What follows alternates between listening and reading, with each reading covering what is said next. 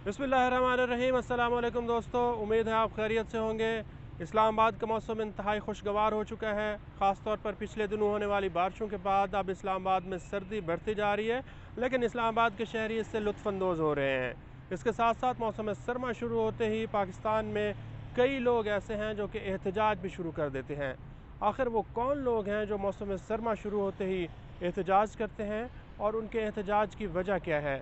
आज की वीडियो में हम बताएंगे कि ये लोग क्यों एहतजाज कर रहे हैं और आखिर इसकी वजूहात क्या हैं। तो दोस्तों, इस्लामाबाद का मौसम तो इंतहाई खुशगवार दिखाई दे रहा है, लेकिन पाकिस्तान की मईशत पर इस वक्त काले बादल छाए हुए हैं और पाकिस्तान के जो एक्सपोर्टर्स हैं वो इस वक्त सरापा एहतजाज हैं, क्योंकि उनके लिए गैस बंद कर दी गई है। हुकूमत ने यह फैसला किया है कि मौसम सरमा के दौरान 15 नवंबर से लेकर 28 फरवरी तक पाकिस्तान की जो एक्सपोर्ट इंडस्ट्री है, ख़ास तौर पर टेक्सटाइल इंडस्ट्री, उसके लिए गैस बंद रहेगी। और गैस का बंद करना कोई नई बात भी नहीं है। सर्दियों के आगाज़ में ही ये फैसला कर लिया जाता है कि नवंबर, दिसंबर, जनवरी और फरवरी में कौन कौन से ऐसे सेक्टर्स हैं जिनको गैस फराहम की जाएगी और कौन से ऐसे सेक्टर्स हैं जिनको गैस फराहम नहीं होगी।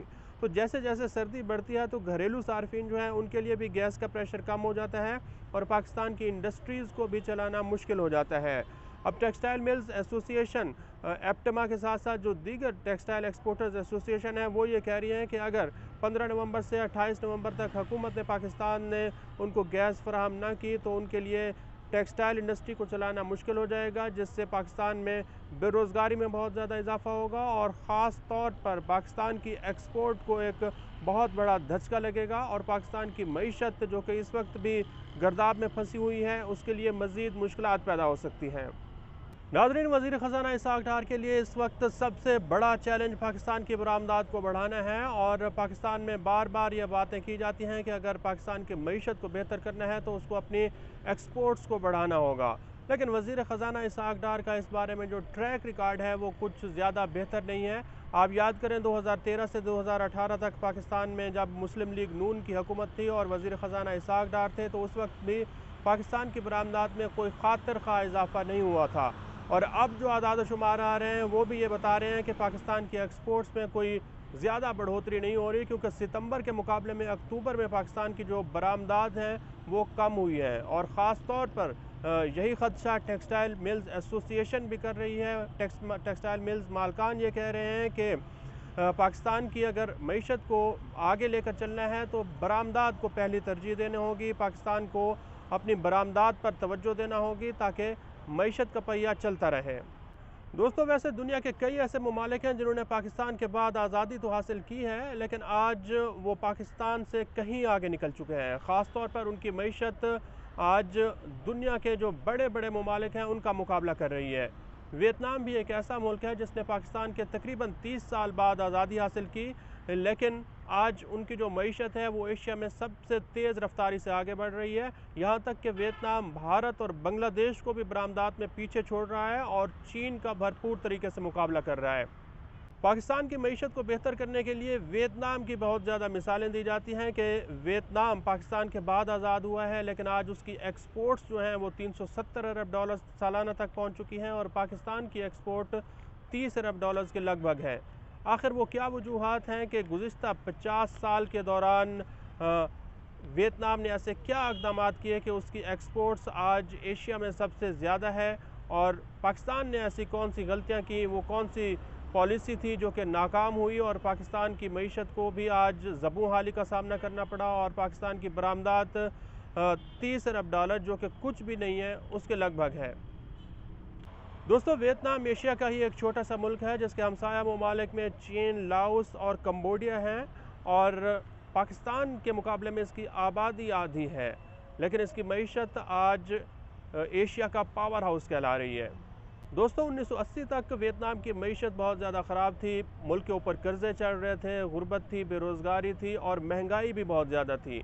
लेकिन 1986 में वियतनाम ने मुआशी इस्लाहात का एक पैकेज अनाउंस किया और ये फ़ैसला किया कि जो वियतनाम की मईशत है इसको हर सूरत आगे लेकर चला जाएगा।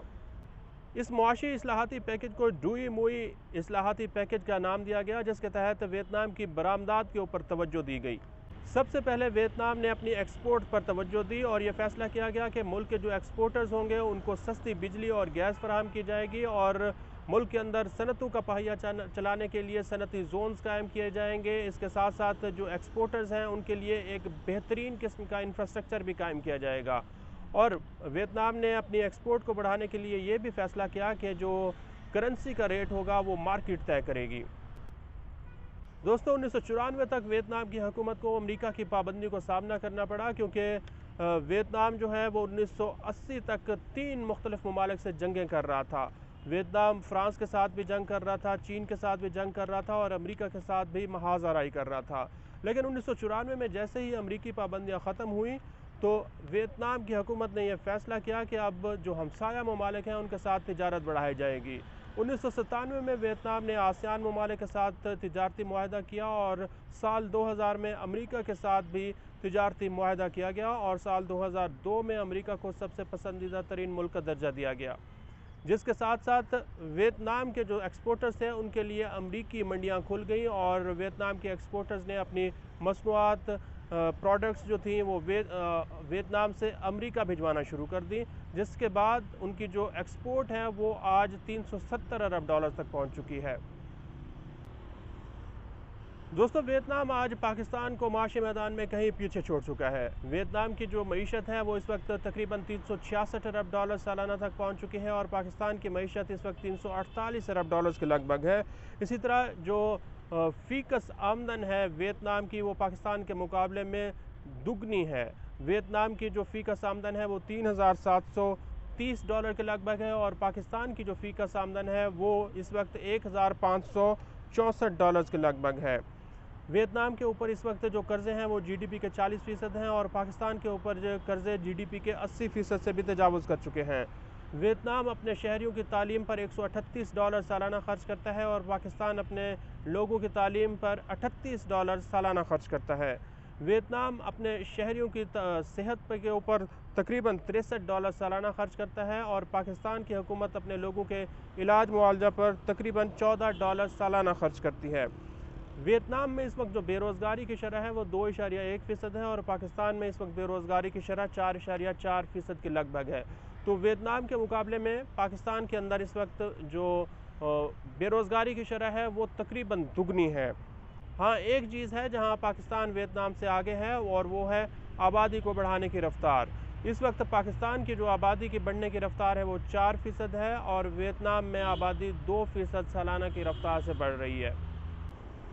تو ناظرین اب آپ خود اندازہ لگائیں کہ آج ویتنام جو کہ 30 سال بعد پاکستان سے آزاد ہوا تھا وہ معاشی میدان میں کہاں پر ہے، اور پاکستان آج ایشیا میں معاشی میدان میں سب سے پیچھے ہے۔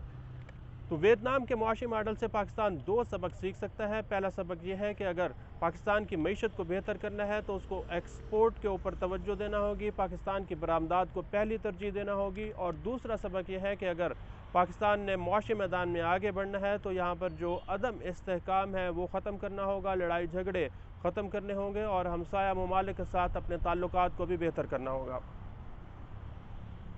دوستو اس ویڈیو کو لائک یا پھر ڈس لائک کرنے کے لیے آپ کمنٹ سیکشن میں جا کر اپنی رائے کا اظہار کر سکتے ہیں۔ آج کے لیے اتنا ہی، اللہ حافظ۔